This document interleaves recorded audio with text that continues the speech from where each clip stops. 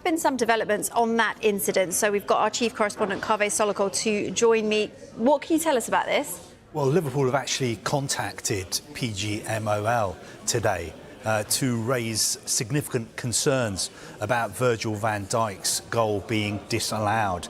And I think their position is that a mistake was made and the goal should not have been ruled out. Now, they accept that officials have a difficult job, but they don't understand how the VAR checks and balances which are in place did not result in the goal being awarded. Van Dijk's header would have made the score 1-1 just before half-time. Liverpool, of course, went on to lose the game 3-0. I don't think this is a case of sour grapes. Liverpool accept the result of the game. They accept the fact that they lost the game. But they are just saying, look, we believe a big mistake was made in this instance, and we want to make sure that the mistake is not made again, and that is why we have contacted PGMOL. And I think Liverpool today have looked at this incident from multiple angles. Every angle that's available to them, they have looked at it, and they just cannot understand why the goal was disallowed, because from their opinion, it is clear that Andrew Robertson was not in Gianluigi Donnarumma's line of vision, and he made no attempt to play the ball at all. He actually ducked. So they believe that the score should have been 1-1 there and then, although it's quite possible that they would have gone on to lose the game anyway. OK, so now we wait for a response from the PGMOL. Yeah, we have contacted PGMOL, and we will bring you their response as soon as we get it. 1,000 games for Pep Guardiola, 33 trophies in that time. You saw at the end, actually, he was taking all this in. Yes, it's a win against Liverpool, but he'll be proud to mark a performance for his landmark day. Yeah, he often talks about the performance regardless of the result, how proud he is or disappointed.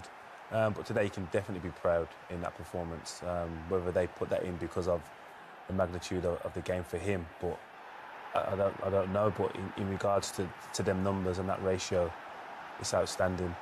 Michael obviously has managed and knows how draining it can be. So to have that level of consistency at the top level and demand that much and get that much out of players is exceptional. Yeah, we know the hours managers put in, but if you spend any time with Pep Guardiola, you know how intense he is and how he never switches off. To do that at his level for 1,000 games with your managerial hat. Yeah, no, listen, it's an incredible, especially the way he does it, and you can see he's thinking all the time, and his mind's ticking over, and it is easier when you've won a lot of games, mind, to the less stress levels than if you're not winning. But I just think over time he just constantly evolves. His teams always look a little bit different. He's got his principles that he sticks to, but he's always looking for the next little kind of leg up, if you like. Is it wingers? Is it fullbacks wide? Is it fullbacks high inside? Is it fullbacks in midfield? There's always something that he brings different over time, and it almost feels like he's built another team with this one for me over a period of last season and building up towards this. And they're starting to click into gear and looking dangerous. And I think you'll get as much reward and satisfaction if this team go on to achieve something as if he probably has throughout his time at City, because he's had to dig deep last season. When you look back at some of the one of the runs they had over 10 or 12 games to then come and put a team together to then some of them players were getting questioned at that point. Now all of a sudden they're looking like they're challenging right at the top of the league. I think he'll take a lot of satisfaction from a coaching point of view. Because you could argue, couldn't you, this could be his best ever achievement. I mean, he took over a great Barcelona team, he took over a great Bayern team, he took over a great Manchester City team. I mean, they were right at the top when he was... But then, you know, to rebuild something like he's done, he's never had to do that in his career. No. And you could say that this would be his biggest challenge. And sometimes it takes 2, 3, 4 years to rebuild a team.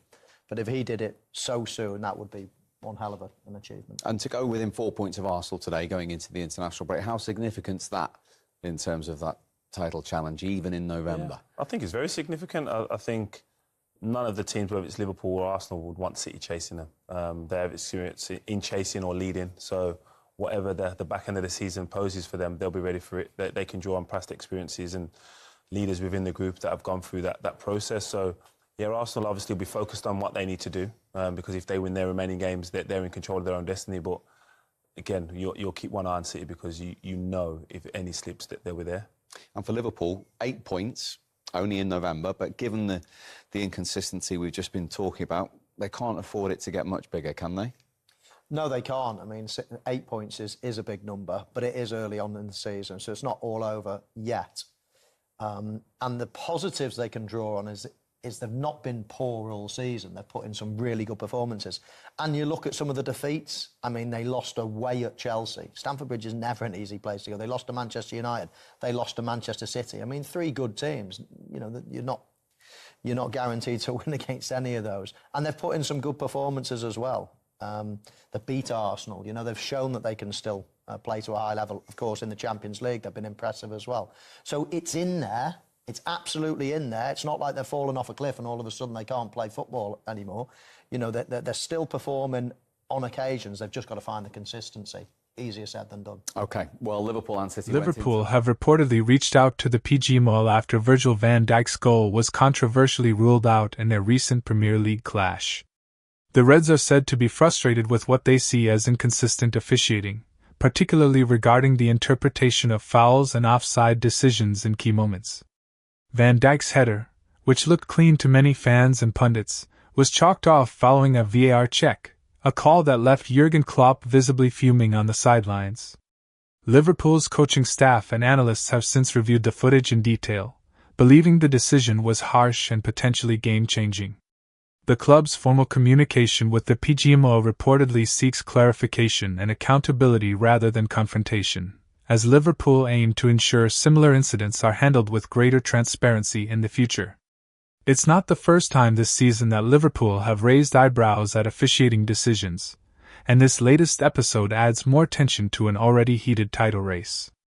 Fans online have voiced their frustration too, calling for clearer VAR protocols and consistency across all matches, a demand echoing louder with every controversial call that shapes the Premier League table.